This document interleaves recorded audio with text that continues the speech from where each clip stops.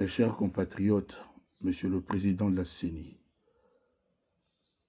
je fais cette vidéo pour annoncer à la nation et à vous tous mes compatriotes qu'aujourd'hui, dimanche 28 avril 2024, j'ai fait le choix de me retirer de la course au Sénat.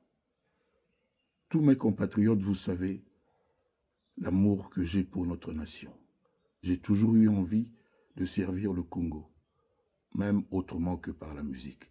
C'est ainsi que j'avais été amené à poser ma candidature en tant que sénateur auprès du secrétariat provincial du Sud-Ubangui. Dans la journée de ce dimanche 28 avril, je suis tombé sur la lettre de démission, ou plutôt de retrait de la course au Sénat de M. Sami Badibanga, ancien Premier ministre de notre nation. Je ne comprenais pas bien son choix, mais je viens de le comprendre.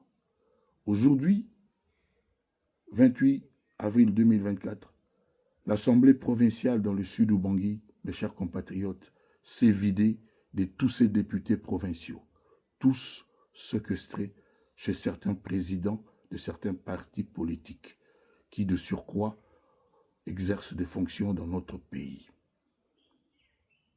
L'Assemblée s'est donc vidée, on ne peut donc parler à personne. Ces députés ont l'ordre de ne pas voter selon leur âme et conscience, mais de n'exécuter que la volonté de ces hommes politiques et leur parti.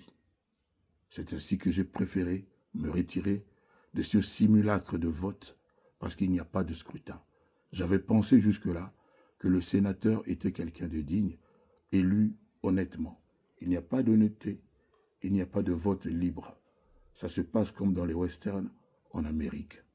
C'est une honte pour notre nation. Je chercherai à rencontrer le patron de la CENI pour lui expliquer cela. Et d'ores et déjà, je demande à tous mes compatriotes de se lever contre ce vote, ce simulacre de vote, cette honte à la nation. Le Congo mérite mieux. Le Congo a besoin de tous ses enfants.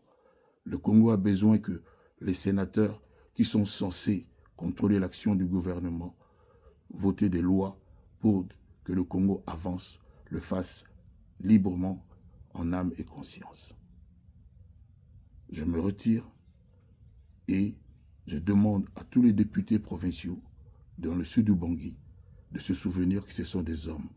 Je les avais rencontrés quand je suis allé à Guémena. J'avais eu affaire à des hommes, mais je me rends compte que ce sont des personnes dont on dompte la conscience et à qui on donne des ordres dans un moment où le Congo a besoin de toutes les intelligences de ses fils et de tous les bras. Merci pour votre attention et n'oubliez pas de partager massivement cette vidéo.